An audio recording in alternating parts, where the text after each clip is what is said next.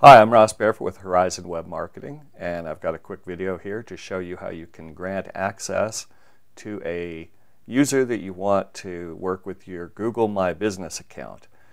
And often we're in this position when we start to work with a client or when we do an SEO audit for someone. We will need to take a look at how they have set up their Google My Business account. If you hire an SEO agency, they're going to need to work with it on an ongoing basis.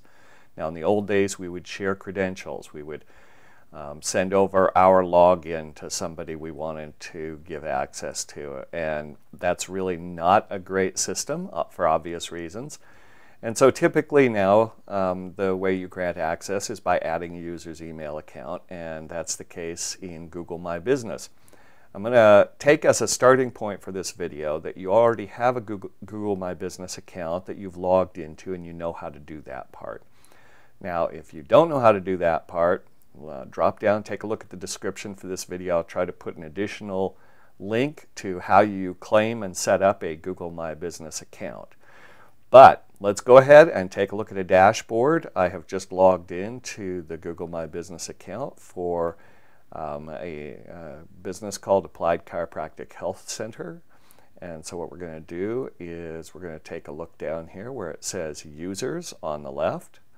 Click on Users. I'll get a pop-up box like this, and Google has a different look and feel to its different properties. So this looks a little different than, for example, Google Analytics or Google Search Console, but the principle is the same. We've got a button up here at the top that says Invite New Users, and we're going to go ahead and click, and we need to add an email address, and this email address needs to be one that is tied to a Google account.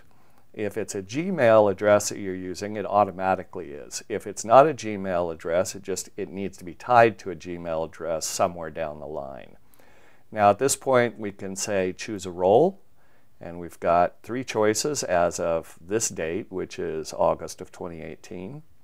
Owner, manager, and then communications manager. Now typically when we go in and work with an account, we need to, and a client gives us access, we need to get at least manager level rights.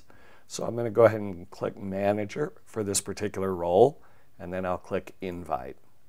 This process is a little bit different than, for example, Google Analytics.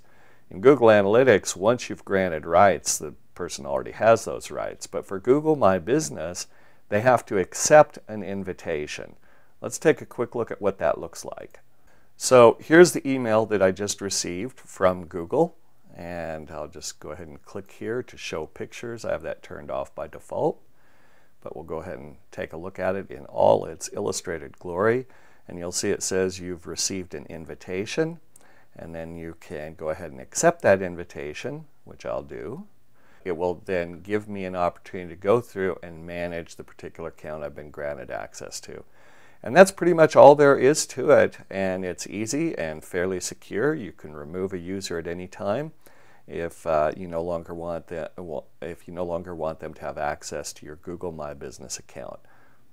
Again, I'm Ross with Horizon Web Marketing. We do SEO and digital marketing training, consulting, audits, and assessments. So if you need any of those services, please do let us know, and we'd be glad to help you out. And otherwise, if you like these types of quick how-to videos, go ahead and hit the subscribe button. Also, there's a little alarm bell next to that subscribe button. You can click on that, and that way you'll actually get a notification when we put new videos up. Thanks for watching.